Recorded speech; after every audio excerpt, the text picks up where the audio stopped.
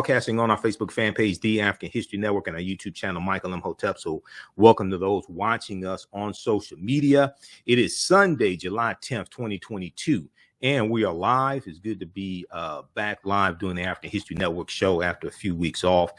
Juneteenth was huge for me. I spoke at 3 different locations. I did media interviews. I was on the Tammy Mack Late Show on the Fox Soul TV network. Probably next week, they sent me the video of the show. Probably next week, I'll share some of that with you. On today's show, towards the end of the show, I'm going to share an excerpt of the presentation I did out of Inkster, Michigan that blew people away. Okay, so on today's show, once again, we'll talk about the new development in the Emmett Till code case, the arrest warrant that we told you about a few weeks ago. A few weeks ago, it was about maybe 2 or 3 months ago, that we found out this arrest warrant actually existed but was never executed. Okay, 1955 arrest warrant for Carolyn Bryant Donham. It has been found. Okay, and now you have activists who and Emmett Till's family members. They want this arrest warrant executed. We're going to talk about the Woman King movie that debuted September 6, 2022, starring Viola Davis. This deals with the African female warriors of Dahomey, the Ahosi or the Mino. And I teach about them in the online class that I teach on Saturdays, Ancient Kemet, the Moors, and the Ma'afa, Understanding the Transatlantic Slave Trade, what they didn't teach you in school. And one of the reasons why I teach about them is because the African female warriors that we see depicted in the film Black Panther, the Dora Milaje. The Dora Milaje means the adored ones. The female warriors from Dahomey were the real life inspiration for the Dora Milaje that we see in Black Panther and in the Black Panther comic book. This from. Okay, so all of this is connected. There was an article that I posted on our Facebook fan page, The African History Network, today from TheAHNShow that deals with Black Panther 2 that comes out in November. Name of this article, Black Panther 2 will reportedly make big waves this month.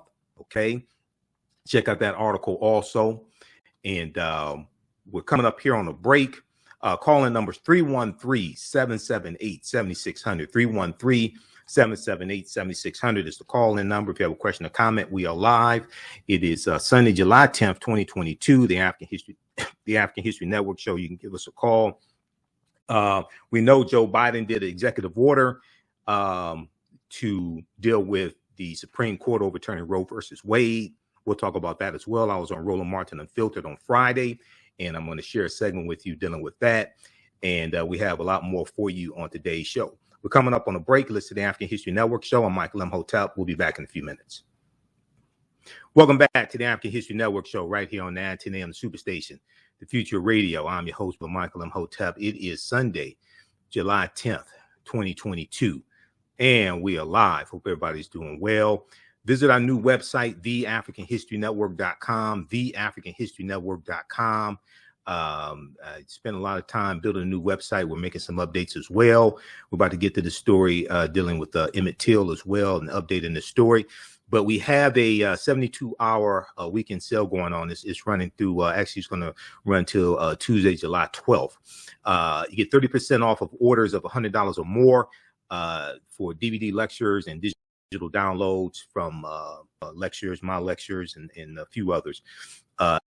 At TheAfricanHistoryNetwork.com. Use pro HN30 off July. It's right at the right on our homepage. It excludes online classes, and we have a special edition of my Saturday class. We're going to do it Tuesday, July 12th, 7 p.m. to 9 p.m.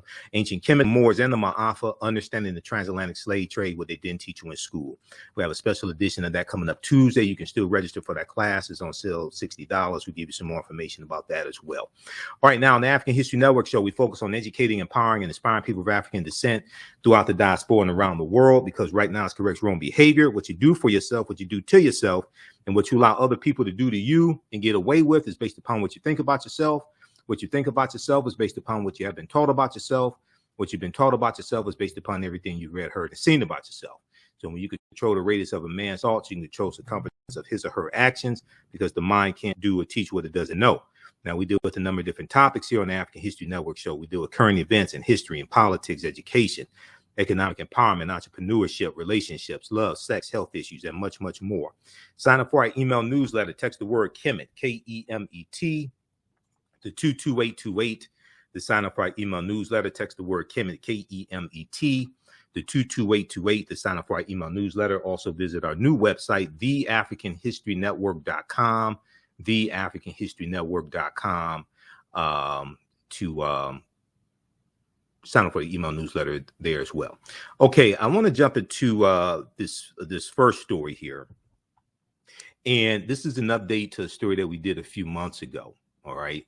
And this is dealing with the cold case of Emmett Till, the murder of Emmett Till. Now, we know that the Department of Justice, I think it was late 2021, the Department of Justice closed out an investigation that they opened because of allegations made by Professor Timothy Tyson in his book that came out in 2017, The Blood of Emmett Till. Okay. And we talked about that here on this show as well. And we dealt with the holes in his argument in saying that Carolyn Bryant Donham recanted her testimony, etc. We'll get to that in just a minute. But this article here from NBC News, Emmett Till's family again calls for woman's arrest after the discovery of a 1955 warrant. Okay. And we're going to the phone lines in just a minute. So Norm, hold the line. Again, the calling number is 313-778-7600, 337-778-7600 is the calling number if you have a question or comment. Now, the document dated August 29th, 1955, which was the day after Emmett Till was murdered. He was murdered August 28th, 1955. The document dated August 29th, 1955 was found last month, June 2022, inside a box in the basement of a Mississippi courthouse. Now, here's a picture of Carolyn Bryant Donham on the left with Juanita Millam, the wives of Roy Bryant and J.W. Millam, the two men that murdered Emmett Till. We know they were found not guilty in a courtroom. They had an all-white jury, but a few months after the trial, they admitted to killing Emmett Till in an interview for Look magazine, and they were paid $4,000 for the interview. So here the two women are. They were in the offices of their husband's attorneys, their husband's lawyer in Sumner, Mississippi, September 30th, 1955.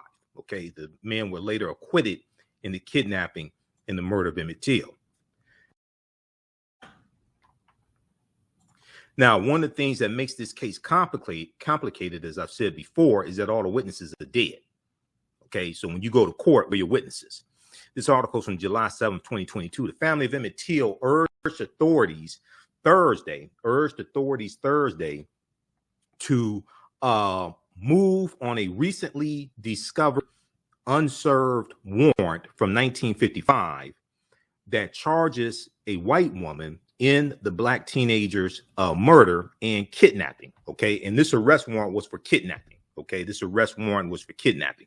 Now, the arrest warrant was never served because the authority said, well, she has two young children and they didn't want to bother her. Okay, Mamie Till's son, Emmett, was dead. They didn't want to bother this white woman. Now, Emmett Till's cousin, Priscilla Sterling, pressed District Attorney W.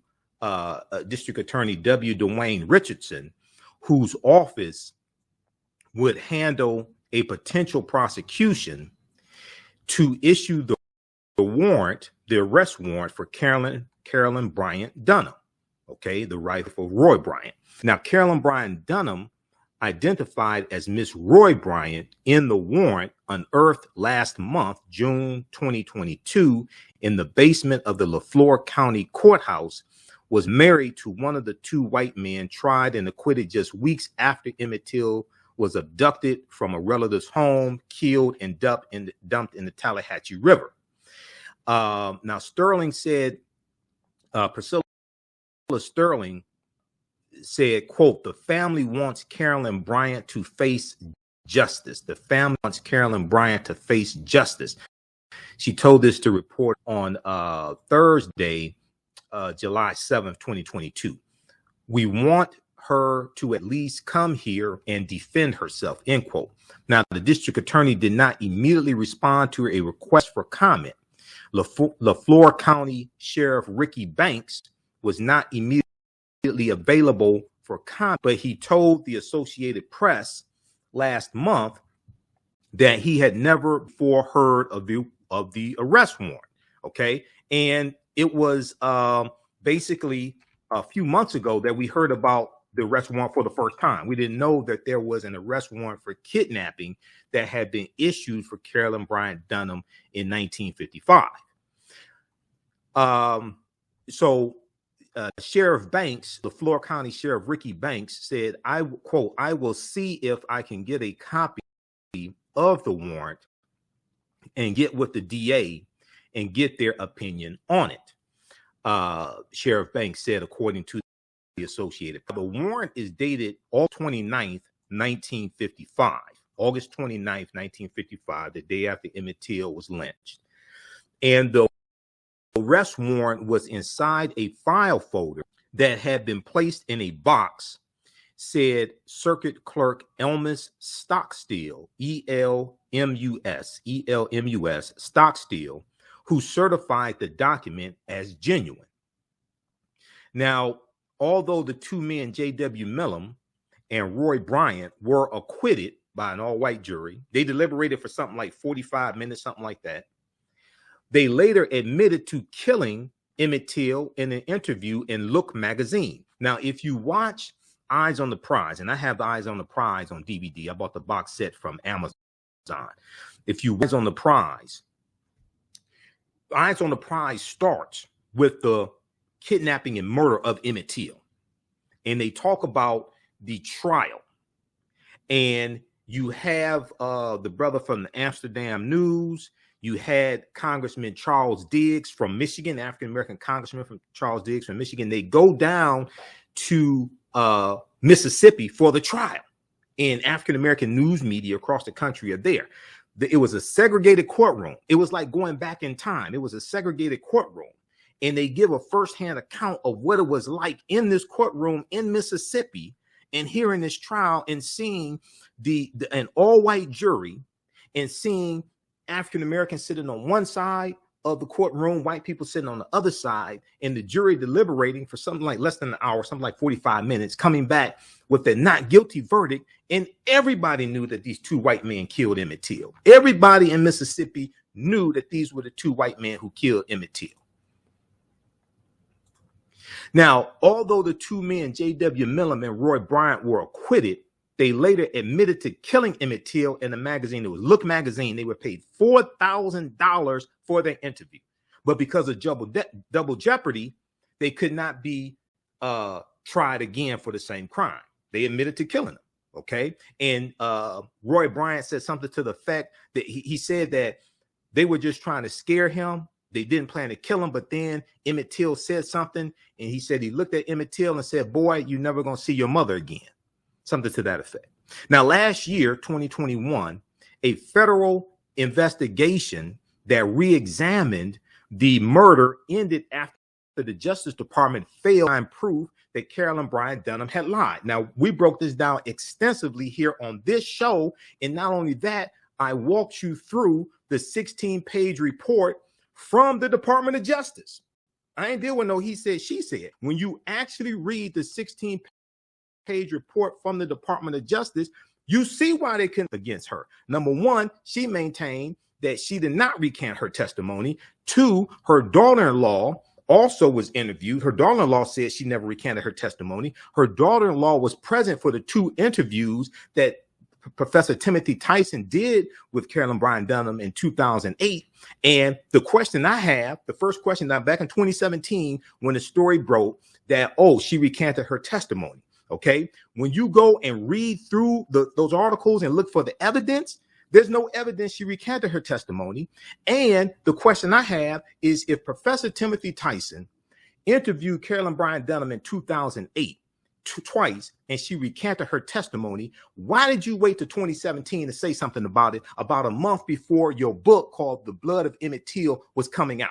If you had smoking gun evidence that she recanted her testimony, why did you not go to the authorities? Why did you wait 9 years to say something? We're going to deal with this on the other side of the break. Proper documentation ends all conversation. We go through and break this stuff down and provide the evidence for you. You listen to the African History Network show right here on 910 AM, the Superstation, the Future Radio. I'm Michael Imhotep. 313-778-7600.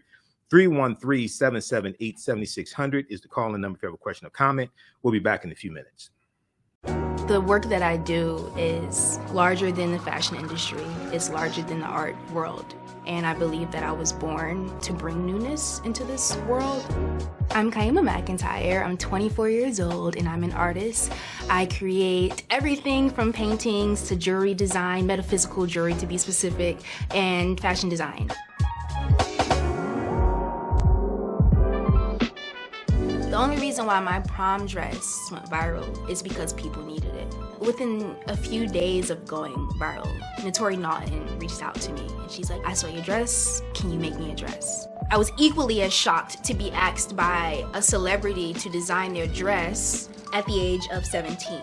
That's just one person, and the list just continues to go on, to Janet Jackson, to Tyra Banks. It really hits home. That means that the discussion is happening on the grounds in real time.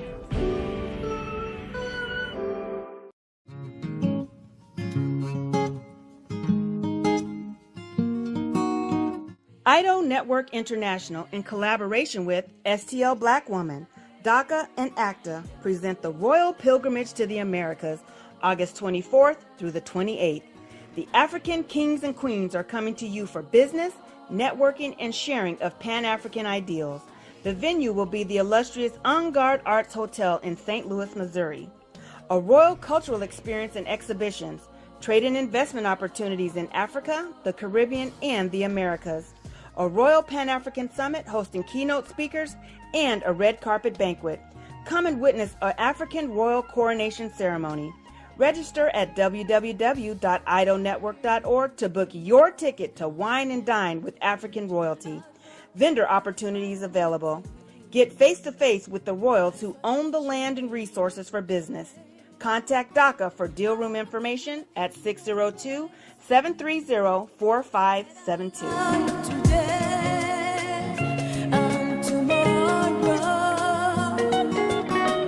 Welcome back to the African History Network show right here on 910 AM, the Superstation, the Future Radio. I'm your host, Brother Michael Imhotep. It is Sunday, July 10th, 2022. We are here live. You can give us a call, 313-778-7600. 313-778-7600 is the call number if you have a question or comment. A few weeks since we've been on live, and we know last weekend the radio station was shut down. It's 4th of July weekend, or what we call the 4th of July as well. I was at a great event that Baba Kafense Chike and Sister Aaron and those the group in the tradition they did over at the Shrine of the Black Madonna. We have the information on our website, TheAHNShow.com. But this was dealing with an alternative, an African-centered alternative to the 4th of July. Okay, it's an African-centered alternative to the 4th of July. And I was there for that, and I was a vendor there as well. So that was a great event. And they read excerpts of Frederick Douglass' speech, "What to the Negro is the 4th of July." Okay. So, I was all over the place for Juneteenth as well. All right. I want to go, before we go any further, I want to go to the phone lines. Let's go to Norm, who's been holding. Hey, Norm, welcome to the African History Network show. Tell us where you're calling from, Norm. Thanks for holding. I'm calling from Tampa. You calling from? Okay, speak up a little bit. Your voice is a little muffled, Norm. Yeah, and my voice is a little muffled. You said? Yeah, it's a little muffled. Okay, you said you're calling from Tampa, Florida. It's muffled. Right. Okay. And hold on there. Okay, are you on a Norm? Are you on a Bluetooth earpiece? Okay, go ahead and talk. Go ahead and talk. Yeah, I just took it off. Okay, yeah. That works better. That That sounds better better. now? Yeah, go ahead. All right. Well, I'm calling from them. But, here's the thing, man. I wanted to ask about the Atlantic slave trade. Transatlantic slave Hello? trade, yes. Yeah, the Atlantic. Yeah, but, there's a lot of... Okay, Norma, you there? You cut out for a minute. come across... Okay. Can you hear me? Yeah, you cut out for a minute. You said you want to hear you ask very about well. you said you want to ask about the transatlantic slave trade, and then you cut out for a minute. Go ahead and ask your question. Yeah, but it deals with more than the transatlantic. There was a trans-Indian Ocean slave trade, too. Yeah, dealing with the Portuguese and the Arabs. Information. But you heard? Dealing with the Portuguese and the Arabs enslaving African people. Right, and then there's a place out in the Indian Ocean called Jawa Island, where you find people who were of African descent who live there today, and it's an island that the mining government wants to get rid of them. The Jawa, yeah. So you have the Centralese there. Yeah. So if you read The Destruction of Black Civilization by Dr. Chancellor Williams, because the Arabs started enslaving African people going back to about the 8th century AD, and the Arabs were enslaving African people hundreds of years before Europeans started the transatlantic slave trade. Yeah, but when you say Arabs, the Arabs there were black people too. I mean, they were black Arabs, but they were still classified as Arabs because Arab is not a race. Arab is a culture. Right. So there was a So there was a just a second. Let me ask you a question. Just a second. Let me ask you a question because this is only a 2-hour show and I got a lot of information to get to. If you read The Destruction of Black Civilization by Dr. Chancellor Williams, he gets into this. When the Arabs conquer Kemet, Egypt, about 642 AD. Okay, and the Arabs are going to engage in a slave trade of African people centuries before what we call the transatlantic slave trade starts in 1441 with the Portuguese going into Mauritania.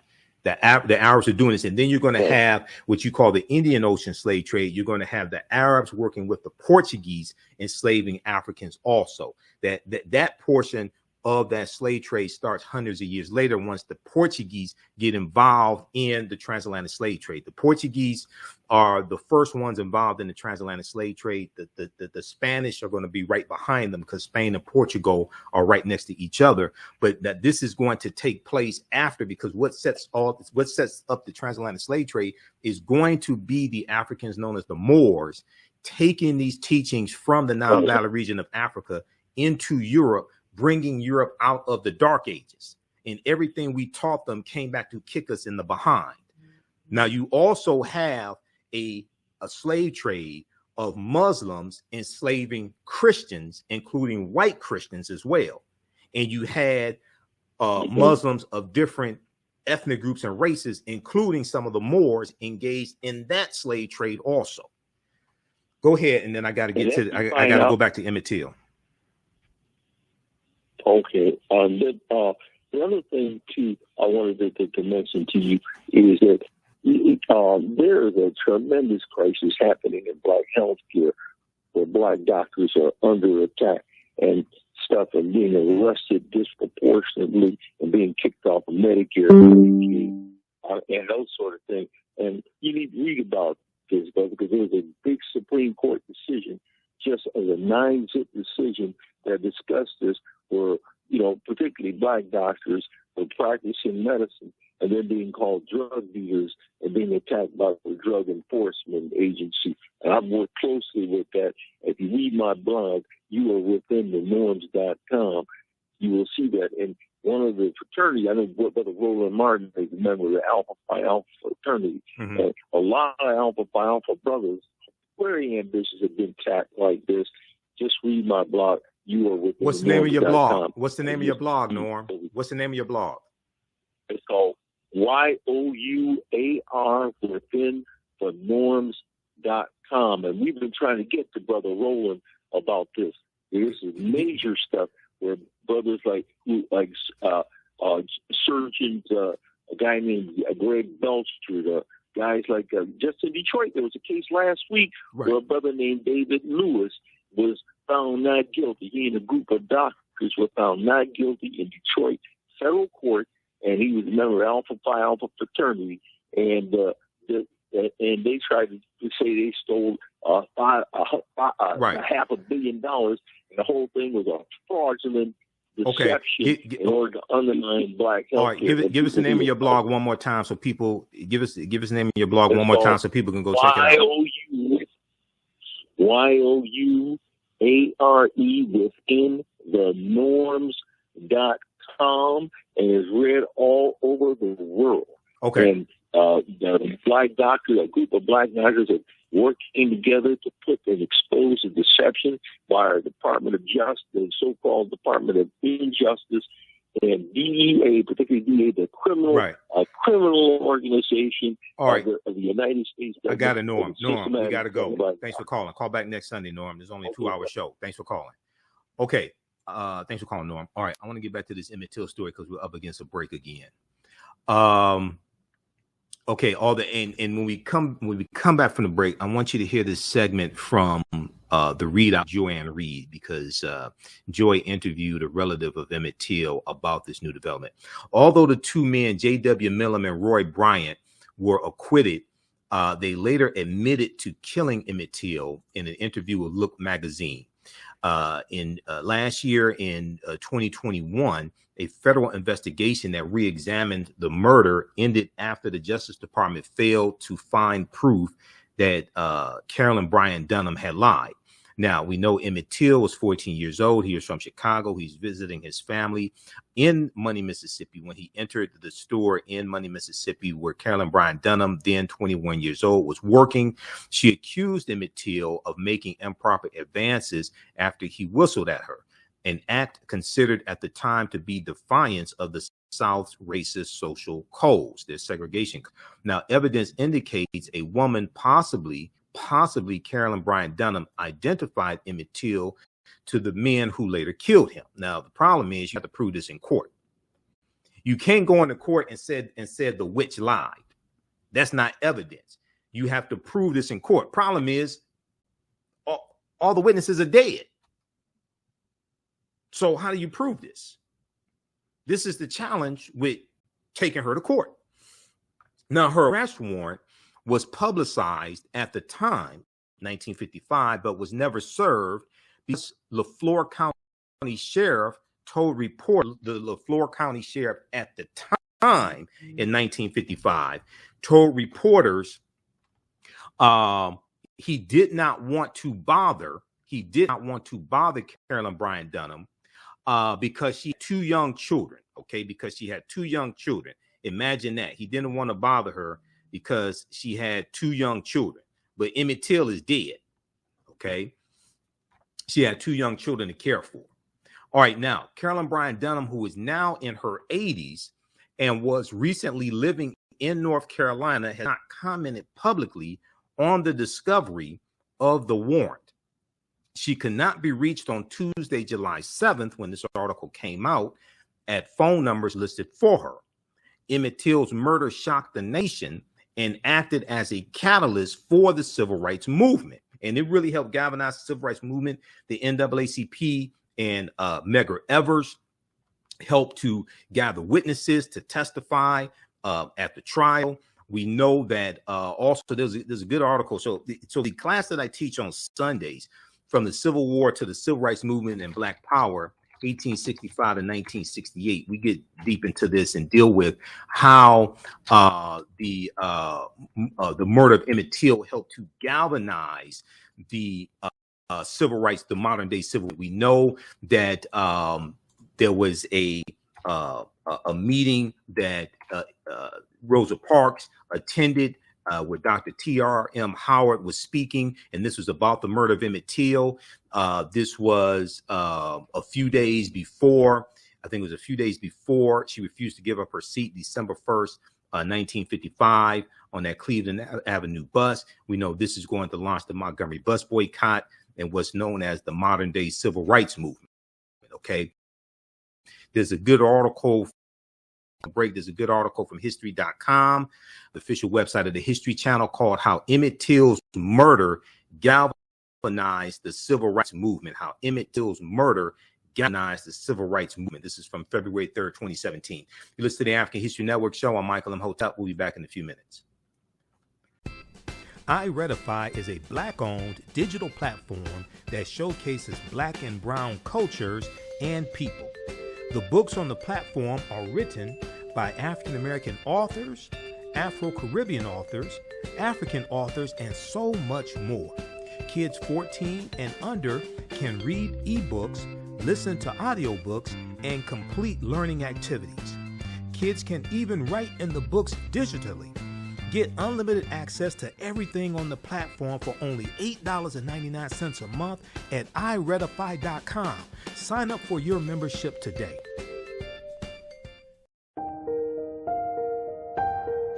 What does self-care mean to you? To us, it's an opportunity to reconnect with nature. A chance to create something remarkable. At Sage and Elm Apothecary, our handcrafted skincare and household products immerse you in Earth's sweetest nectar, connecting you to nature in a way you never imagined. See for yourself and visit us at sageandelmapothecary.com. Welcome back to the African History Network show right here on 910 a.m. the Superstation, the Future Radio. I'm your host, Brother Michael Imhotep. It is Sunday, July 10th, 2022, and we are live. Calling numbers 313-778-7600. 313-778-7600 is the calling number if you have a question or comment. I know it's been a few weeks since we've been on live, so you can give us a call. If you call in, please keep your comment short or question short, because I have a lot of information to get through. All right. Okay.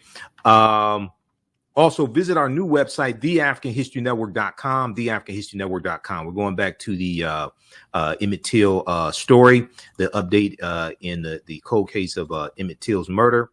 Going back to that in just a minute. We're going to this clip here from the Readout with Joanne Reed as well. She interviewed a relative of Emmett Till.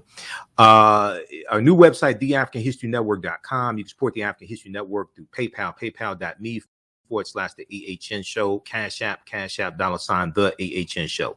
This helps us keep doing the research, stay on the air, keep broadcasting, pay some of the bills, etc. This is our app account, $TheAHN Show, SHOW. These other ones, and there are a few other ones that are not shown here, are fake African History Network Cash App accounts. I've already launched an investigation. I've already had Cash App launch investigation. I'm trying to get these fake ones shut down because they've been stealing money from us. We have a 72-hour sale going on until Tuesday, July 12th. Get 30% off orders of $100 or more, excluding online courses. So my lectures and some others, DVD and digital downloads at our new website, TheAfricanHistory.com. Okay, we have the information there. You can also register for the online history classes I teach normally on Saturdays and Sundays. Now we have two special sessions. One is going to Tuesday, July 12th, 7 p.m. to 9 p.m. of Ancient Kemet, the Moors, and the Ma'afa, Understanding the Transatlantic Slave Trade, what they didn't teach you in school, 10-week online class. And then on Wednesday, July 13th, 7 p.m. to 9 p.m., a special session from the Civil War to the Civil Rights Movement and Black Power, 1865 to 1968. Those classes are on sale, $60 each, regularly $130. We have a bundle pack where you can register for both classes for $100. We do the sessions live. All the sessions are archived and recorded. As soon as you register, you can go back and watch the classes like we did the past few weeks, and you can join us in class for the next classes Tuesday and Wednesday. Okay, I want to go back to the story here, and I sent you that clip, Jalen, so we want to go to that here in just a minute. Okay, if we go back to this article here from NBC News, there's a good piece here. This one is this is dealing with the arrest warrant that was found. Okay, the arrest warrant that was found, that was issued August 29th, 1955. Okay. So Emmett Till's murder shocked the nation and acted as a catalyst for the civil rights movement. His mother, Mamie Till Mobley, insisted on an open casket to show the brutality of his killing, and thousands attended his funeral. We know that Jet Magazine showed those images, and it shocked the world also. Now, Malik Shabazz, a lawyer who, not Minister Malik Shabazz here in Detroit, but this is Malik Shabazz, a lawyer who appeared with the Emmett Till family Thursday, said the effort to bring Carolyn Bryant Donham to justice was worth pursuing despite Dunham's age. She's in her 80s. He said Emmett Till never got to make it to 87. Emmett Till never had a day where he could go to a nursing home or whatever, because his life was taken. So check out this article here from NBC News, and there were other articles dealing with this as well. We posted about this on our Facebook fan page, The African History Network. It got thousands of likes and hundreds of comments. Emmett Till's family again calls for a woman's arrest after the discovery of a 1955 warrant. Okay, now I want to go to this clip here. This is from the Readout with Joanne Reed. This is from June 30th, is this the right one? June 30th, 2022. Carolyn Bryant must be indicted for role in murder, kidnapping of Emmett Till, his cousin says. Joanne Reed interviewed Emmett Till's cousin, and trying to get her name here. Okay, well, we'll hear it in the I was trying to see if they listed her name here, but okay, let's go to this clip, Jalen. It has been nearly 67 years since Emmett Till was abducted, tortured, and lynched in Mississippi after the 14-year-old black boy from Chicago who was visiting family in Mississippi was accused of making advances at a white woman. In an amazing discovery last week, a team searching a Mississippi courthouse basement for evidence in the case uncovered an unserved 1955 arrest warrant charging that same woman for Till's kidnapping. Included in that team were relatives of Till. They're now calling for the woman, Carolyn Bryant Donham, now in her 80s, to be arrested. Donham was married to one of the two white men who were tried and acquitted for Till's brutal murder, shockingly, by an all-white jury. Maybe not so shockingly given this country's history. They later confessed to the killing. The arrest warrant against Donham was publicized at the time. But get this, the sheriff told reporters that he did not want to, quote, bother Ms. Bryant, since she had two young children to care for. American history. With me now is Deborah Watts, Emmett Till's cousin and co-founder of the Emmett Till Legacy Foundation. She was part of the team that discovered the warrant. Thank you so much for being here, Ms. Watts. I want to take you back to that discovery. What were you all looking for in that courthouse, and how did you come upon this incredible document? Well, I'll just tell you, it was a team of about 5 of us. It was the second opportunity to search. There was a team that went towards the end of March after we had a meeting with the Department of Justice, the FBI investigator, and the DA Richardson. And so at that time, they told us there was nothing to do. And we knew all along that this warrant for Carolyn Bryant's arrest was never served. Keith Beauchamp, who is an award-winning filmmaker and was responsible for the investigation that reopened the case in 2004, made sure that we understood that. And so a collective group of us went to the courthouse in LaFleur County, Greenwood, Mississippi, to search for that warrant. And we knew that one bit of evidence had never been served, and we wanted to find it amongst other things that we thought might be there. But we did find it, and we are hoping that this leads to the at least the execution of the warrant to Carolyn Bryant Donham, charging her in the kidnapping and murder of Emmett Lewis Till, because she's culpable in that, without malice, without hate, or without vengeance. Okay, we're going to pause it right there. We're going to pick this up on the other side of the break. That was Deborah Watts, a cousin of Emmett Till. We're going to give you some more information on this. And also, I want to just walk you briefly through the 16-page report from the Department of Justice. And we did this when they released the report late last year. And you see why they could not bring charges. Okay, they investigated all this stuff floating around in media. Oh, she recanted the testament, all this stuff. They investigated all that and keep coming up with zeros, keep coming up with nothing. You listen to the African History Network show. I'm Michael Imhotep. We'll be back in a few minutes. What does self-care mean to you? To us, it's an opportunity to reconnect with nature. A chance to create something remarkable. At Sage and Elm Apothecary, our handcrafted skincare and household products immerse you in Earth's sweetest nectar, connecting you to nature in a way you never imagined. See for yourself and visit us at sageandelmapothecary.com. iRedify is a Black-owned digital platform that showcases Black and Brown cultures and people. The books on the platform are written by African-American authors, Afro-Caribbean authors, African authors, and so much more. Kids 14 and under can read ebooks, listen to audiobooks, and complete learning activities. Kids can even write in the books digitally. Get unlimited access to everything on the platform for only $8.99 a month at iRedify.com. Sign up for your membership today. A number of different topics here on the African History Network show. We do recurring events and history and much, much more. We're going to give you an update on what's going on. This is about self-preservation. We have to extinguish the fire of white supremacy. See, elections have consequences. Catch it all right here on 910 AM Superstation. The views and opinions expressed on any program are those of the producers and or the persons appearing on the program and do not necessarily reflect the views and opinions of 910 AM Superstation or Adele Media.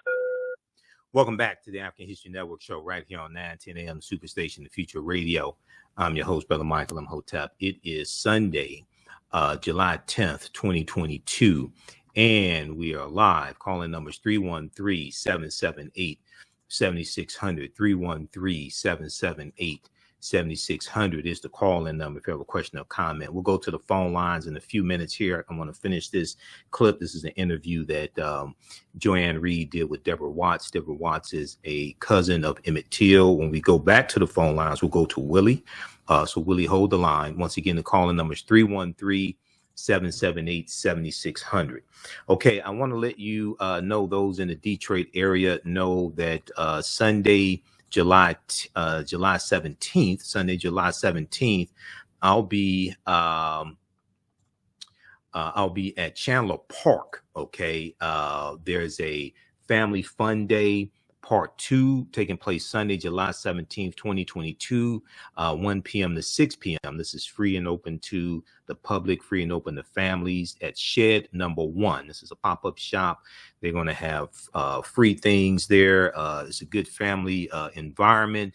We're going to put this on our website, TheAHNShow.com, TheAHNShow.com, so you can get more information. You'll be able to visit the vendor booth of the African History Network. I'll be there. I'll have my DVD lectures. You can come talk to me. We'll be registering people also for the online history classes that I teach. And Chandler Park Drive, Detroit, 12801 Chandler Park Drive, Detroit. Okay. This is organized by Boss Legacy, Family Fun Day, Part 2, 2022, July 17th, 2022. Okay. All right. So we'll put that information at our website, AfricanHistoryNetwork.com.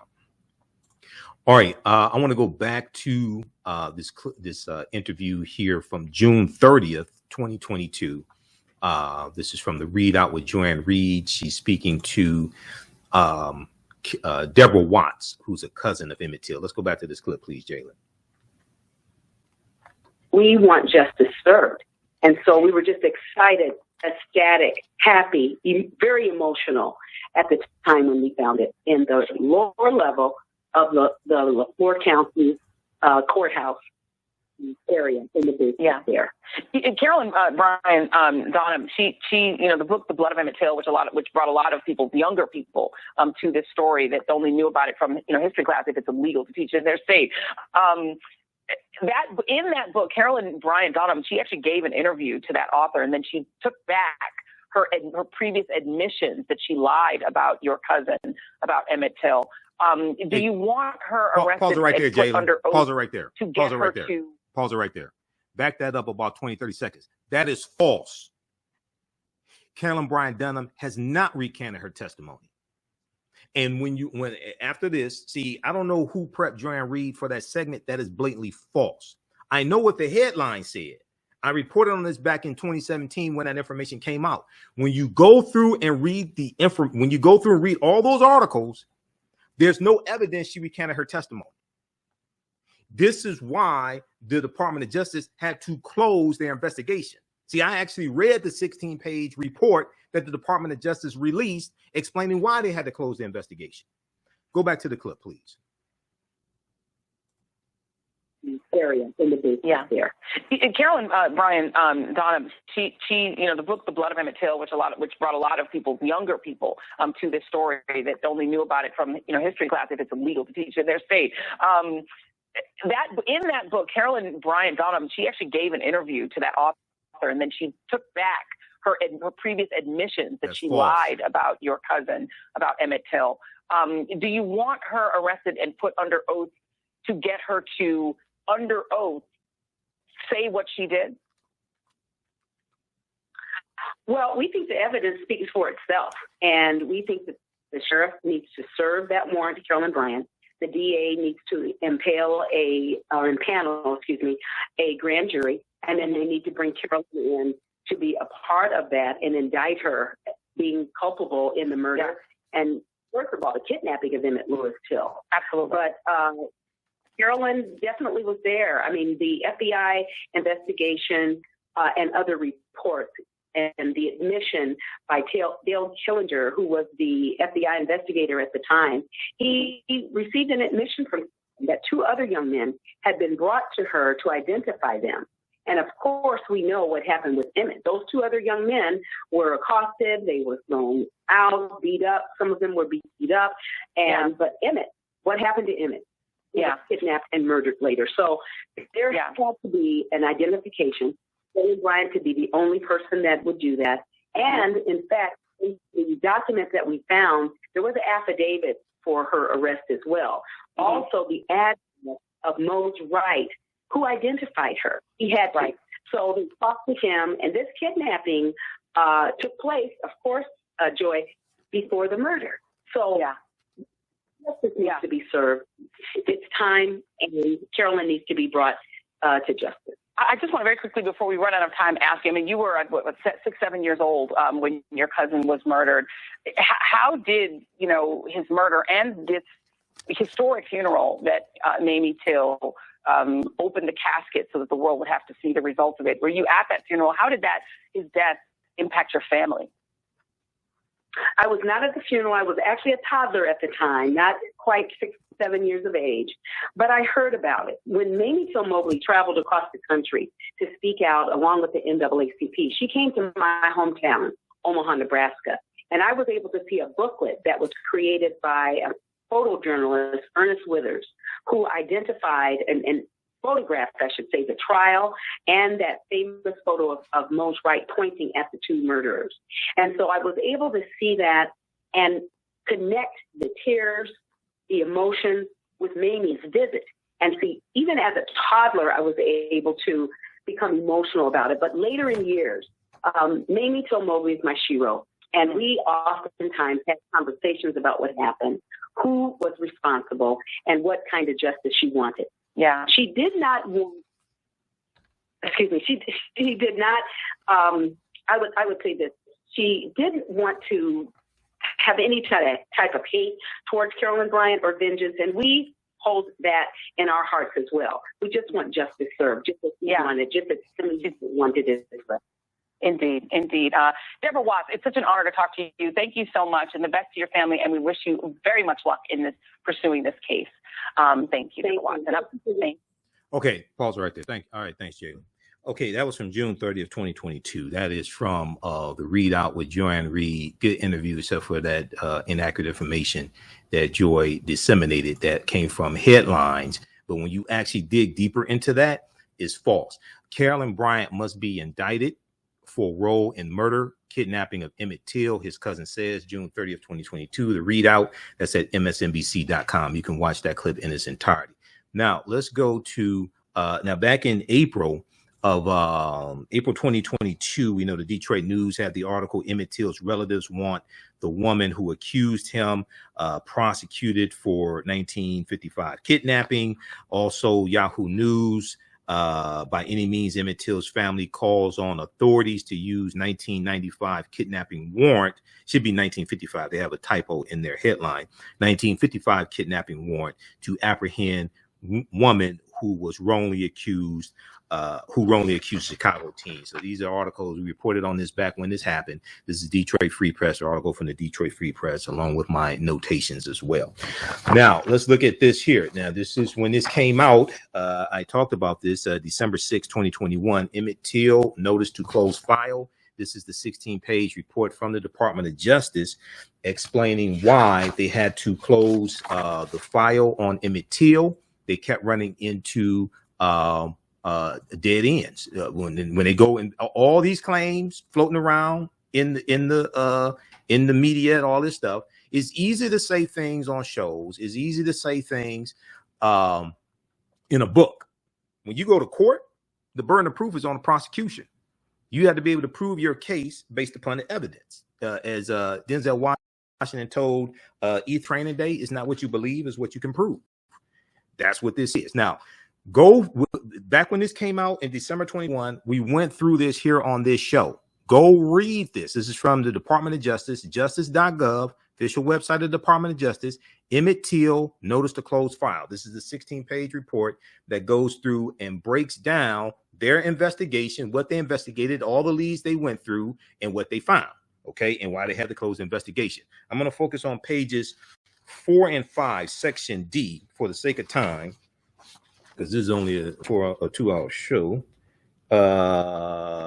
Okay, section D starts on, that's A. Okay, should be page 5. Section, let's scroll down here. Yeah, section D starts on page 4. Pages 4 and 5. That's what we're going to focus on. You can read this whole thing in its entirety, but I'm going to focus on section 4 and 5. Okay. Section 4 and 5, starting with section D. They talk about, in section C, they talk about the 2004 federal investigation as well. We broke all this down here on the show when this report came out. Section D, Timothy Tyson's claim, Professor Timothy Tyson, who wrote the book, The Blood of Emmett Till. And when this revelation came out in 2017, we dealt with this here on the African History Network show, and I had a whole lot of questions in that still haven't been answered.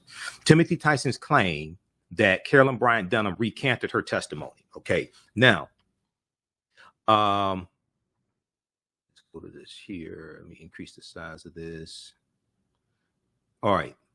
No additional investigations were taken by the federal or state government in the next decade.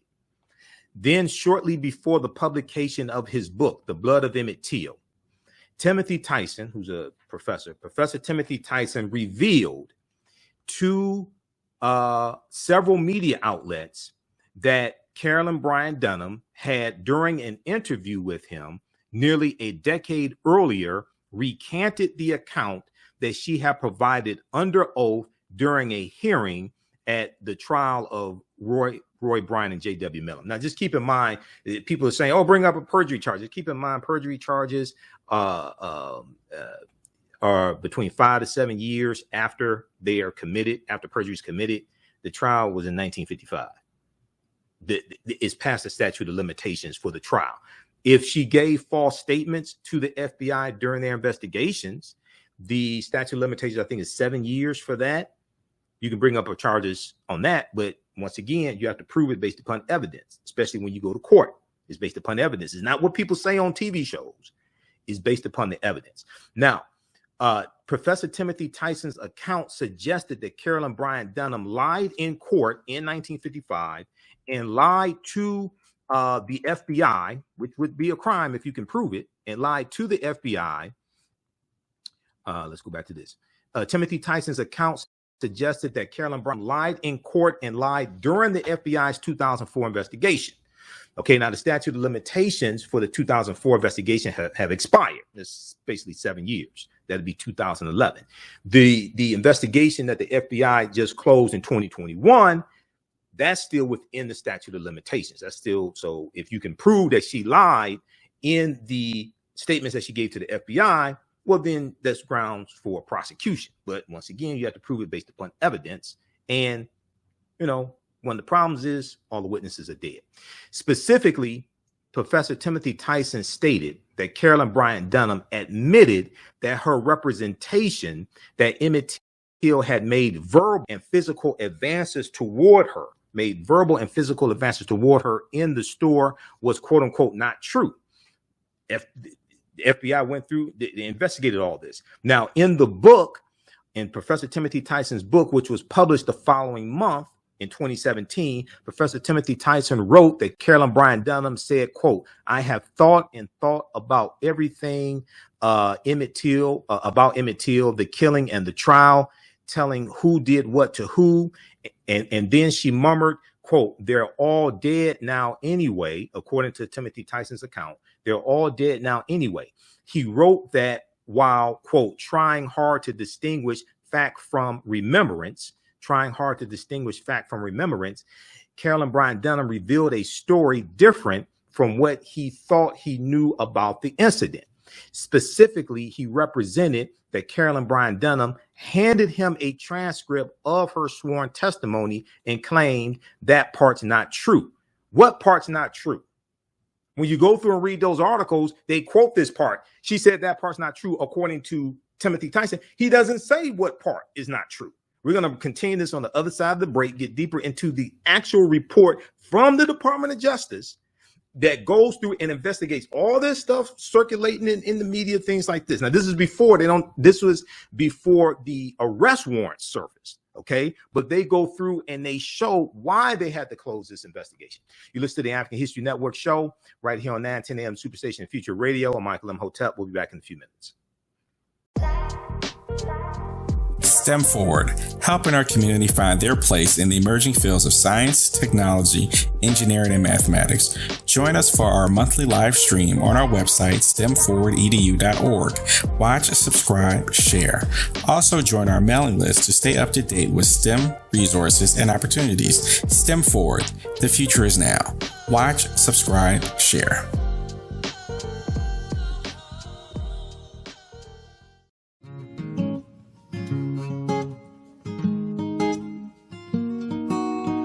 IDO Network International, in collaboration with STL Black Woman, DACA, and ACTA, present the Royal Pilgrimage to the Americas, August 24th through the 28th. The African kings and queens are coming to you for business, networking, and sharing of Pan-African ideals. The venue will be the illustrious En Garde Arts Hotel in St. Louis, Missouri. A royal cultural experience and exhibitions, trade and investment opportunities in Africa, the Caribbean, and the Americas. A Royal Pan-African Summit hosting keynote speakers, and a red carpet banquet. Come and witness an African royal coronation ceremony. Register at www.idonetwork.org to book your ticket to wine and dine with African royalty. Vendor opportunities available. Get face-to-face with the royals who own the land and resources for business. Contact DACA for deal room information at 602-730-4572.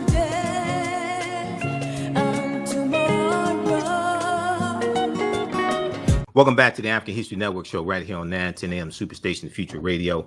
I'm your host, Brother Michael Imhotep. It is Sunday, July 10th, 2022.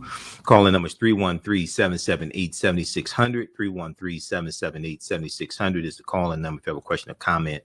I'm going to get through some more of this actual report from the Department of Justice dealing with their investigation into the allegations that Carolyn Bryant Donham recanted her testimony as told by Professor Timothy Tyson in his book, The Blood of Emmett Till. Then we're going to go to the phone lines. We'll go to Willie. Willie, hold the line, okay? And once again, it's important for us to read. In 2017, when this story came out, I read numerous articles on this, and I read statements by Professor Timothy Tyson, things like this. And I really wasn't convinced, because I'm like, okay, I'm reading the headline. She recanted her testimony. I'm looking at his statements, and I'm looking, okay, what evidence are you citing? There was one statement that he said in some of the articles had it. Oh, and what he did 2 interviews with her. He said she started spilling the beans before he could start recording. He said she was spilling the beans right away. What did she say? Provide your evidence. Because this is what the FBI said. And the FBI said, you gave us 1 recording. You said you had 2. You gave us 1 recording. Professor Timothy Tyson's explanation of what happened to the second recording kept changing. His explanation of, did she actually confess to recanting testimony?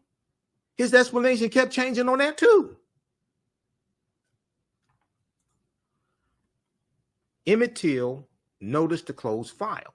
Do I want her brought to justice? Absolutely. But when you go to court, the burden of proof is on the prosecution. Saying the witch lied is not evidence. And her defense attorney will destroy Professor Timothy Tyson on cross-examination. This is from Monday, December 6, 2021. Okay. And this starts out, it talks about the fact that, and I'm going to information I'm sharing is on page 4. Okay. Page 4 starts section D. That's, to me, the most important stuff here. They go through, and on page 2, when they go through and look at this, it starts, I want to start with the paragraph in early 2017. Okay, so formally this case, okay, next one right here. This is page 2. In early 2017, new information emerged suggesting that Carolyn Bryant Donham recanted her claims that Emmett Till had assaulted and propositioned her in the store. Timothy Tyson, a university professor who had written a book, The Blood of Emmett Till, alleged during a book promotion tour that Carolyn Bryant Donham had during an interview with him nearly a decade earlier. Why'd you wait so long to say something? Nearly a decade earlier, in 2008, recanted the account that she had provided under oath in proceedings related to Roy Bryant and J.W. Millam's trial. Okay.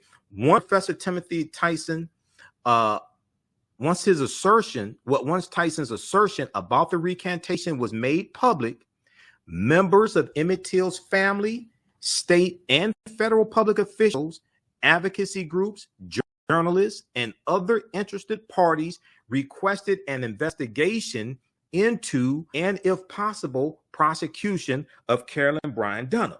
Now, shortly after the books, so this stuff came out, they said, can you look into this? Can you investigate this? The Department of Justice opened up an investigation.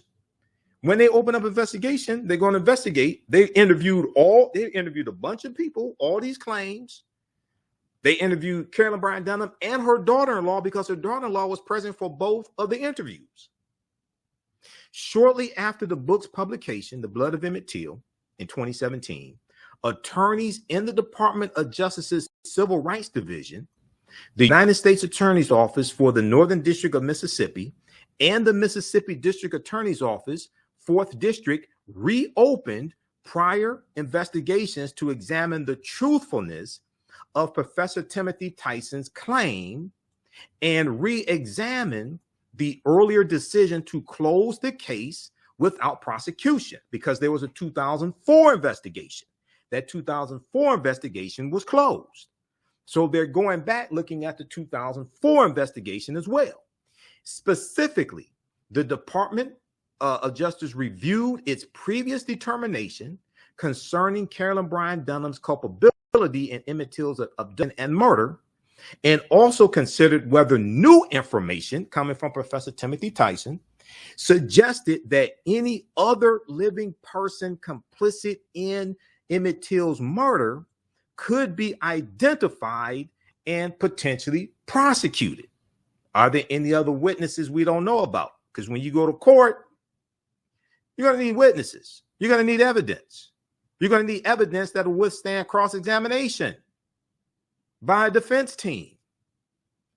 The FBI's investigation, although no longer active in 2017, had never been officially closed.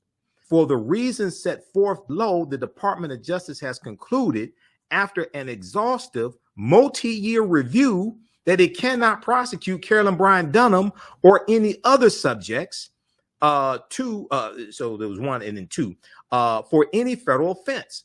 The department has not uncovered any new evidence that would change its conclusion from its 2004 investigation that it was not able to bring federal charges against Carolyn Bryant Donham in connection with Emmett Till's abduction and murder. Moreover, and as explained more fully below, go read this full 16-page report, because I've read it and we dealt with this on this show back when this came out in December 2021. Moreover, and as explained more fully below, the statute of limitations, which is essentially a deadline for charging someone with a crime, has run on all potential federal crimes that could apply to Emmett Till's abduction and murder, and there is no other potential basis for jurisdiction. Now, I checked Mississippi state law. There is no statute of limitations for kidnapping. There is no limitations for kidnapping, as well as federal law. There is no statute of limitations for kidnapping as well. So the arrest warrant is still valid because there's no statute of limitations when it comes to kidnapping in Mississippi or federal, but you're going to need more evidence, and where your witnesses. Additionally, the department cannot prosecute Carolyn Bryant Donham either for perjury, which is lying while under oath in relation to the 1955 state trial in Mississippi, or for previously making false statements to federal investigators. The statute of limitations has run for any charges, state or federal, as I already said, for lying under oath. It's usually between 5 to 7 years. And for any charges that could be based on false statements Carolyn Bryant Donham made to federal investigators during the 2004 investigation, because the statute of limitations ran out for the 2004 investigation. Finally, the Department of Justice cannot charge Carolyn Bryant Donham for making false statements during the current investigation. Donham was re-interviewed in 2017, at which time she denied having ever recanted her court testimony. So you got to prove in court that she recanted her testimony, and you need evidence. The department thus considered whether it could charge her with making false statements in relation to the current investigation, the one they just closed in December 2021. But to prosecute for making a false statement to federal investigators, the government would have to prove beyond a reasonable doubt to a jury, based upon the evidence, not what's in the headline, but based upon the evidence, the government would have to prove that she intentionally lied when she told FBI agents that she never recanted her prior statements. She'd have to prove. She maintained she never recanted her prior statements. Her daughter-in-law that was present for the 2 interviews that Timothy Tyson did, her daughter-in-law was interviewed in this investigation. She says she never recanted her statements. The burden of proof is on the prosecution, so you have to prove she did. Timothy Tyson said he lost the audio recording of the recantation. He said he had 2 audio recordings. He said, and the FBI said, you gave us one. There's no recantation on this audio recording. He said he lost the second one. Let me get this straight. You are interviewing her for a book. You do 2 audio recordings and you don't back your stuff up on external hard drives? I have 7 external hard drives to back this work up that I do. You didn't back this stuff up on external hard drives? That doesn't sound right. We'll deal with this on the other side of the break, and we'll go to the phone lines as well. You listen to the African History Network show. I'm Michael Imhotep. We'll be back in a few minutes. Yeah, we do. A number of different topics here on the Haitian Migrants Show. We do current events of history and so much, much more. We're going to give you an update on what's going on. This is about self-preservation. We have to extinguish the fire of white supremacy to exercise consequences. Catch it all right here on 910 AM Superstation. Welcome back to the African History Network show right here on 910 AM the Superstation, Future Radio. I'm your host, Brother Michael Imhotep. It is, are we still supposed to say that tagline in Future Radio? I've been on the air on 910 for 6 years. So, I mean, I'm trying to figure out. I remember when they said 910 is on fleek. I'm like, what the hell is this? But anyway, Jalen, send me a text message. Is the tagline still the Future Radio? Let me know what the tagline is. I don't remember, man. Back to the Future, whatever. I don't know. But anyway.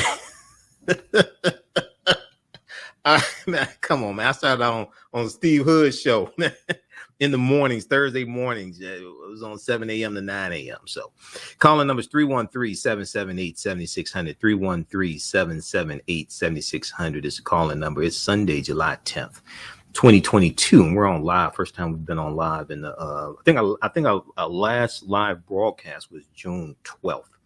I was extremely busy for Juneteenth, so I couldn't do the show, and the station was shut down last weekend for the 4th of July, as well. That's what Dr. Shaka Musa Shango called it, who wrote the book African People and European Holidays and Mental Genocide.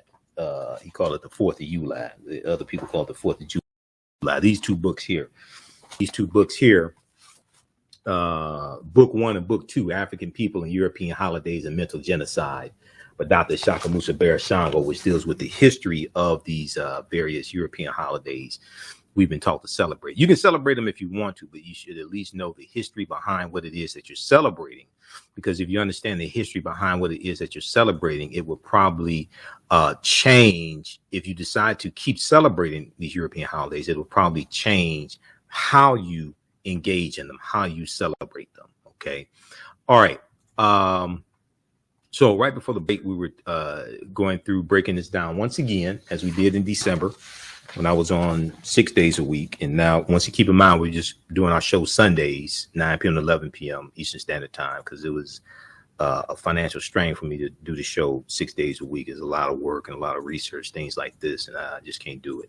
So we're back to just doing Sundays, 9 p.m. to 11 p.m. If you follow us on our Facebook fan page, The African History Network, and our YouTube channel, Michael Imhotep, I'll be doing some broadcasts during the day, during the week as well. But doing radio 11 p.m. at night is causing me to stay up late, get to bed late, get up late the next morning, things like that. So we're just back to once a week.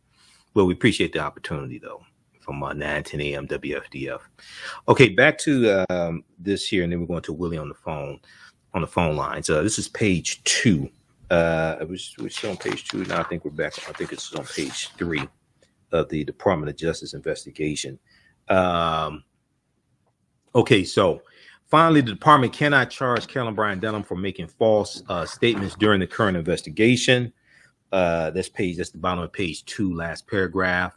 Okay, but to prosecute Carolyn Bryant Donham for making a false statement to federal investigators, the government would have to prove in court, not in the media, in court, beyond a reasonable doubt, based upon the evidence, that she intentionally lied when she told FBI agents that she never recanted her prior statements.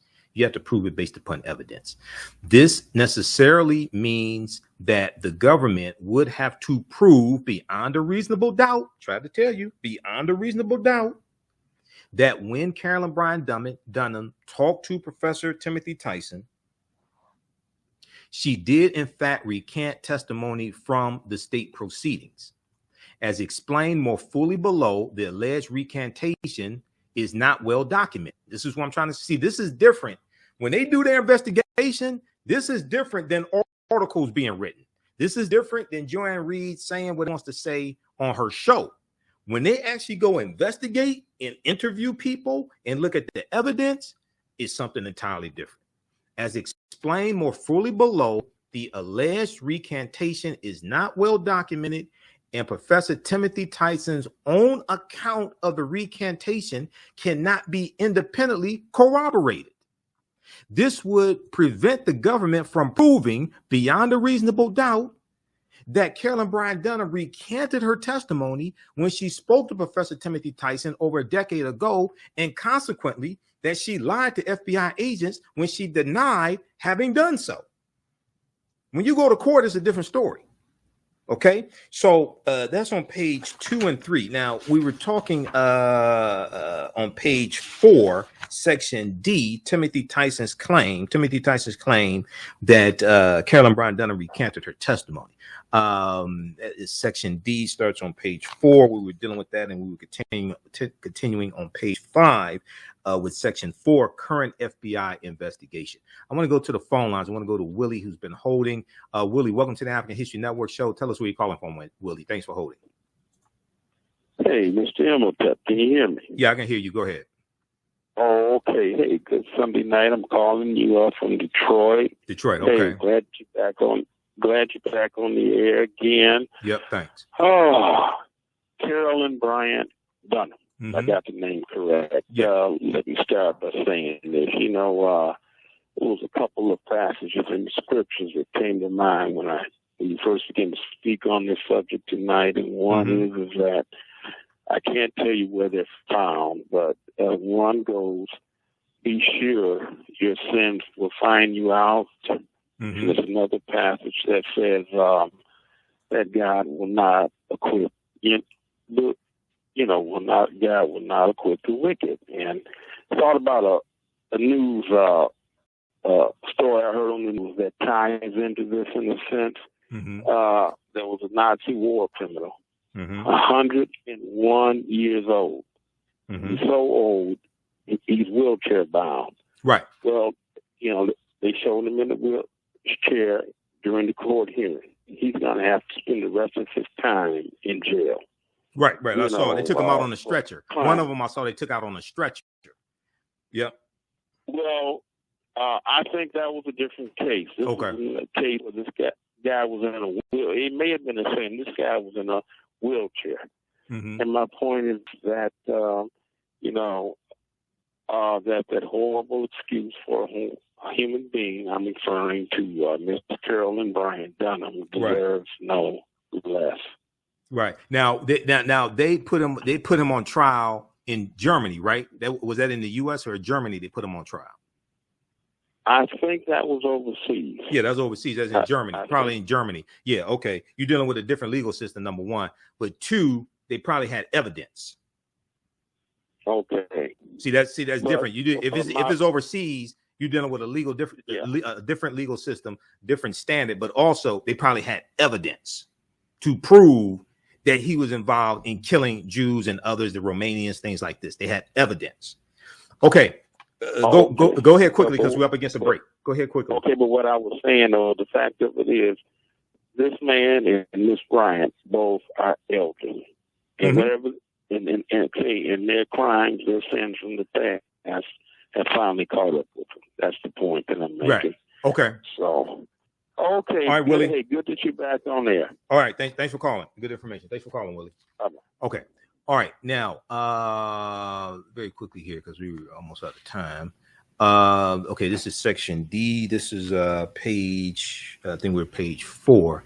The current investigation was designed to identify evidence corroborating author Timothy Tyson's claim that Carolyn Bryant Donham recanted her 1955 testimony, and where there was additional evidence identifying 1, previously unknown information of Carolyn Bryant Donham having been complicit in Emmett Till's abduction and murder, 2, any previously unknown living subject, and 3, a basis to support any other federal or state charges. And re-examining these issues. Now, keep in mind, this investigation was closed before we found out that there was the arrest warrant from August 29th, 1955, and before the arrest warrant was found. Okay, because we got the news in April of 2022 about this arrest warrant that was never served. In re-examining arrest warrant for kidnapping for Carolyn Bryant Donham that was never served. In re-examining these issues, the FBI interviewed Carolyn Bryant Donham, Timothy Tyson, and persons close to or associated with them. In addition, the government also re-interviewed the last of, I'm not sure, I think that may have been Emmett Till's cousin, the last surviving member of the group of young men who accompanied Emmett Till to the grocery store, grocery and meat market. and who was present when Emmett Till was abducted from his relative's home. I think that was Simeon Wright. The FBI also obtained and reviewed other relevant documents, conducted forensic computer analysis, and consulted with case agents familiar with the earlier investigation. The FBI quickly identified a significant obstacle in this investigation. Professor Timothy Tyson conducted 2 separate interviews with Donham and recorded and transcribed both. However, the key statements that Carolyn Bryant Donham reportedly made to him, recanting her previous testimony, were neither recorded nor transcribed. So the smoking gun evidence that Professor Timothy Tyson said he had, there's no evidence of the smoking gun evidence. The key statements, because the FBI went and investigated all this. Okay, these are the claims in the media. These are the claims floating around. We're going to investigate this. The statements that Carolyn Bryant Donham reportedly made to Professor Timothy Tyson, recanting his previous testimony, her previous testimony, were neither recorded nor transcribed. The FBI learned that Professor Timothy Tyson had lost one of the recordings. You didn't back this stuff up on external hard drives. I have 7 external hard drives to back up the work that I do. You didn't back this stuff up. Didn't Juvenile tell you back that thing up?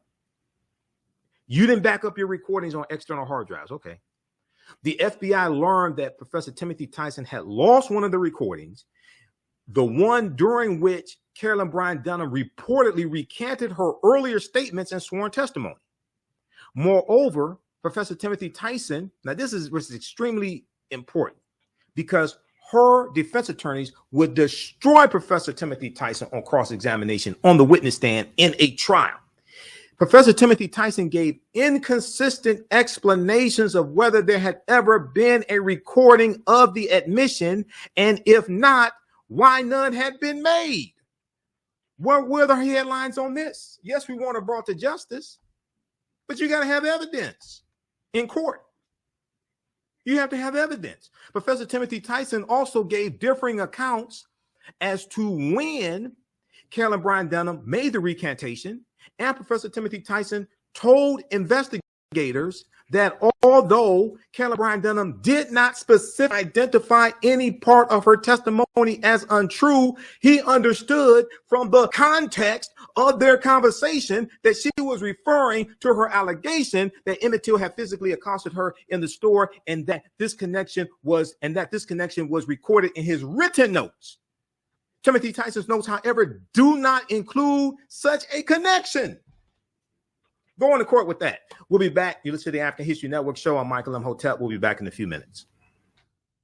Welcome back to the African History Network show right here on 910 a.m. Superstation, the Future Radio. Okay, Jalen, I want to go to clip 2. This is from Roland Martin Unfiltered. I was on Roland. I'm a panelist each Friday on Roland Martin Unfiltered. I was on Friday, July 8th, and we were dealing with President Joe Biden's executive order dealing with dealing with the Supreme Court decision to strike down Roe versus Wade, and his executive order protecting women's reproductive rights. Okay, so I just sent you a clip also, which is going to be clip 3, Jalen. We're going to go to clip number 2 from Roland Martin Unfiltered, and then I want to go to clip 3 as well, because that's when he comes to me, because we're running out of time here. Okay, so let's go to clip number 2 from Roland Martin Unfiltered, Jalen. All right, folks, today President Joe Biden signed an executive order to protect abortion rights for Americans. 2 weeks ago, the Supreme Court ended a woman's constitutional right to make her decisions about her body. Biden's order calls for the Department of Health and Human Services to submit a status report and create an interagency committee on abortion. It also expands access to contraception, provides free legal representation for abortion providers and those seeking abortions, and has additional protections for reproductive health care data. Now, the president urged Americans to get out and vote to prevent their rights from being taken away. It's about a deep, long-seating antipathy toward Roe and the broader right to privacy. As the justice wrote in their dissent, and I quote, The majority has overruled Roe and Casey for one and only one reason, because it has always despised them, and now it has the votes to discard them, end of quote. So what we're witnessing wasn't a constitutional judgment. It was an exercise in raw political power. On the day the Dobbs decision came down, I immediately announced what I would do, but I also made it clear, based on the reasoning of the court, there is no constitutional right to choose. The only way to fulfill and restore that right for women in this country is by voting, by exercising the power at the ballot box. Let me explain. We need 2 additional pro-choice senators and a pro-choice House to codify Roe as federal law. Your vote can make that a reality. I know it's frustrating, and it made a lot of people very angry, but the truth is this, and it's not just me saying it, it's what the court said. When you read the decision, the court has made clear it will not protect the rights of women, period. All right, folks, let's talk about this with our panel. Kelly Bethea, communications strategist, Michael Imhotep, host, the African History Network show, Matt Manning, civil rights attorney. Okay, hey, Jalen, do me a favor. Go to clip 3. Jalen, go to clip 3 and start that at the 5:46 mark, okay? Clip 3. Here's what I find to be laughable, Michael. Again, this is the letter from Texas, from the Texas Freedom Caucus. They actually said, to the extent that Sitley is facilitating abortions performed in violation of Article 4512.1, it is exposing itself and each of its partners to felony criminal prosecution and disbarment. The letter also details proposed legislation to be introduced in Texas that will impose additional civil and criminal sanctions on law firms that pay for abortions or abortion travel. The Freedom Caucus would like to impose felony criminal sanctions on anyone paying for an abortion, allow private citizens to sue over it, a la SB 8, and any lawyer who furnishes the means for procuring an abortion knowing the purpose intended will face disbarment. Now, here's what's pretty stupid about this, Michael. First of all, Texas law does not travel across state lines. Right. That's first. Right. You can't say, oh, if you did pay for it in Texas, but it happened elsewhere, then the law applies to you. No, it doesn't. You're only able to govern what happens in your state. But I need people watching and listening to understand that this is the extent that these Republicans are going to trying to go to threaten Americans for making their choices. That's what we're talking about here.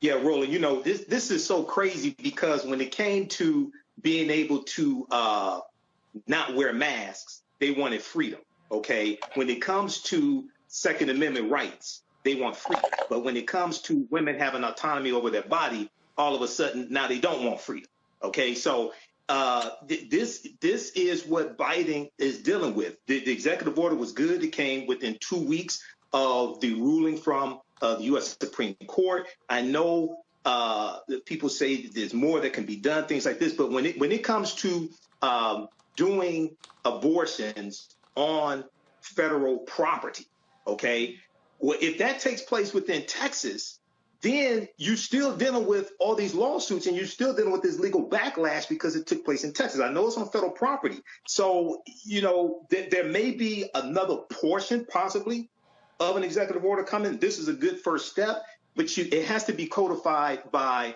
Congress. It has to be codified by Congress, which is why it's important. It was important for him today to drive home the point again that you need at least 2 more Democratic senators, and not Democrats like Joe Manchin, but the right type of Democrats who will vote to codify Roe versus Wade. And I would say you need more than 2, because as you've talked about here on this show before, Roland, you have some Democratic senators in states that have Republican governors. If something happens to one of them, that Republican governor can replace them with a Republican senator and tilt the balance of the Senate. So this is high stakes grandmaster level chess that we're dealing with. So this is extremely important, but this is a good first step.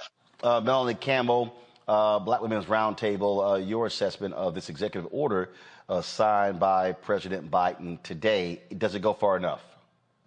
Oh, I think it's what he can do from the the pulpit of the White House from the executive branch. Truly what we have to have is a legislative remedy that's going to be systemic.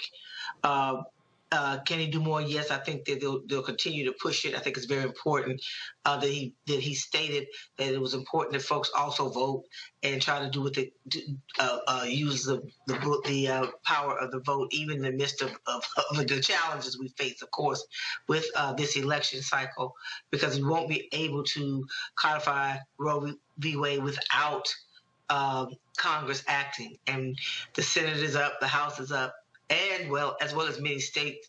And even as you try to figure out how to roll this back, there are so many governor's races and state legislative races that are also up this year. So I think it's really important.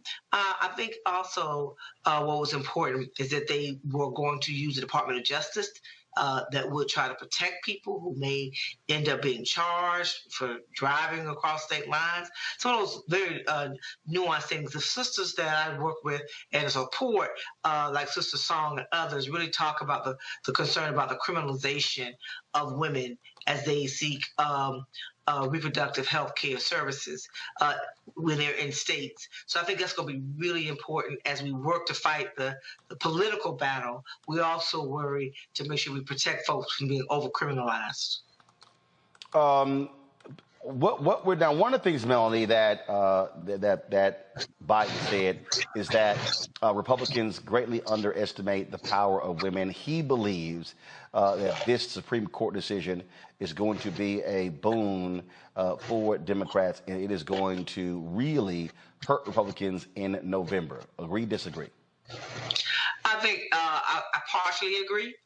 I think that there's nuances to that for Black women. There are other really critical issues that impact us, but generally, I think younger women along lines of age, when you're looking at women who are in their reproductive years, having that concern and waking up to it. One of the things that happened a lot when we were in New Orleans for Essence Festival weekend, the kinds of conversations we were having, there was a sense of urgency by younger women who were trying to figure out, now this is really happening, my rights are being taken away, just trying to figure out what to do and how can what is it that we can do to fight back.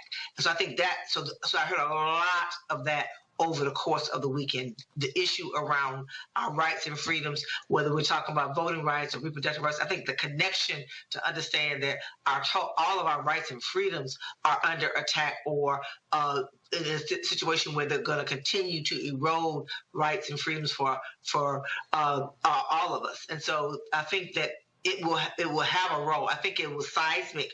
It was such a major shift in rolling back, just like we were out there in the streets a year ago and continue to fight, of course, around voting rights. I think the timing of it is on people's minds when people would normally be thinking about just going to the beach, quite frankly. They're worried about whether or not if something happens, I need to get an abortion, or I may be in a hospital, or I may have to have those kind of reproductive services to save my life or a family member's life. So it's out there in the ecosystem, and the folks that are showing up, the very first day, Deborah Scott with Georgia Stand Up, who we partnered with around Black Women's Roundtable, within that hour of that decision, her young people who are interns for her for the summer said, we want to go out here and do something. So they were out there in front of the Georgia State House protesting. So when you think about the response, I think it will have an effect. That really is the fundamental question, Kelly. You hear Biden talking about vote, vote, vote. We know 53% of white women voted for Donald Trump in 2016. They came out to support him again in 2020. And so if that's the case, was Biden saying correct? Because the reality is the largest group of voters in America are white voters. I still feel like Biden, in a way, is in this, USA Wonderland where everything is kind of sort of off balance right now, that it'll get better. Meanwhile, the rest of America is like, no, this is what it is right now. I won't have any faith until I see the votes come in. Like, I feel like I learned my lesson after Trump got elected, not to trust in polls, not to trust in much of any type of analysis thus far that says anything outside of, you know, the nitty gritty being, you know, white supremacy is ruling the white people right now. I don't know. Like, I wish that he would get on board with, you know, just kind of not being as bipartisan as he is and just getting done what needs to be done. But like I said, we'll see. Look, Matt, bottom line is this here. White women are going to vote like the way they did in 2016, 2020. Me personally, I don't all of a sudden see these white Republican women going, oh my goodness, this is going to be our most fundamental issue. I don't think so. Now, independent women, that could be the case. So the reality, what I keep saying is you're going to have to see Black and Latino and Asian turnout at a much higher rate. But when it comes to Latinas, you got to factor in the stronghold of the Catholic Church when it comes to their perspective on abortion.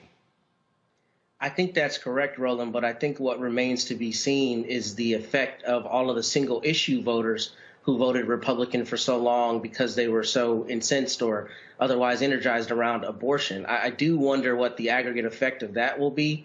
But to your point, obviously, we need more people voting, non-white people voting in mass to make sure that the correct things happen going forward. And one thing I wanted to add that I didn't mention before is I do think that Mr. Biden has a good opportunity to test the bounds of federalism here, because the real fallout of Roe v. Wade is it goes back to the states, right? And you have a patchwork of state policy. So I think one of the things that the federal government can do here is really push those bounds of federalism, because I think Michael alluded to the point earlier, you know, if something were happening on federal land in the state of Texas might try to fight it, but I don't think that the state of Texas would have supremacy over that federal action. So I think that is one place that they can continue to build on not only these protections, but maybe affording the actual right to people despite it being taken away via this new ruling. Michael. Yeah, Roland, you know, Biden got 81 million votes 2020. 61% of his votes came from white people. That was 49 million votes. 20% came from African Americans. That was 16.9 million votes. The intensity right now, and it's going to continue, I think, as we hear, just like there was a story today that MSNBC ran dealing with how one of the drugs that's used to treat cancer is also used to treat for women use it when they've had miscarriages, and how this can be also a drug that gets banned. This is the next step of this. It's not going to stop here, okay? So if you look out in the streets, people are not marching in the streets because of inflation. They're not marching in the streets because of high gas prices. But women are marching in the streets of different races, are marching in the streets because their constitutional right to safe abortions has been taken away.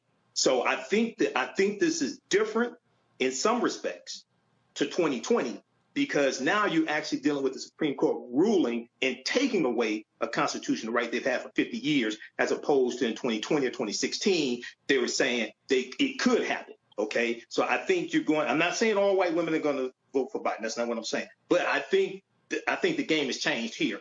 And this is an opportunity for Democrats and others who see this as wrong to galvanize the support and actually turn this into votes for the right type of Democratic candidate.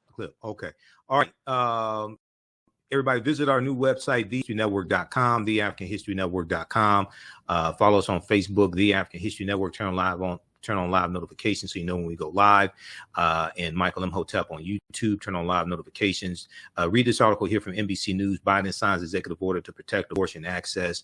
I'll be at Chandler Park Sunday, July 17th, 1 p.m. to 7 p.m. We'll have that information at our website, TheAfricanHistoryNetwork.com, where I will be. If you want me to do a presentation for your group or organization, email me at AHNShow at AfricanHistoryNetwork.com, AHNShow at AfricanHistoryNetwork.com, or TheAHNShow at gmail.com. We have the information at our website. Or call me 313-462-0003, 313-462-0003. We're out of time here on 910 AM Superstation WFDF. You can also support us, $ the AHN Show through Cash App and through PayPal, paypal.me/the AHN Show.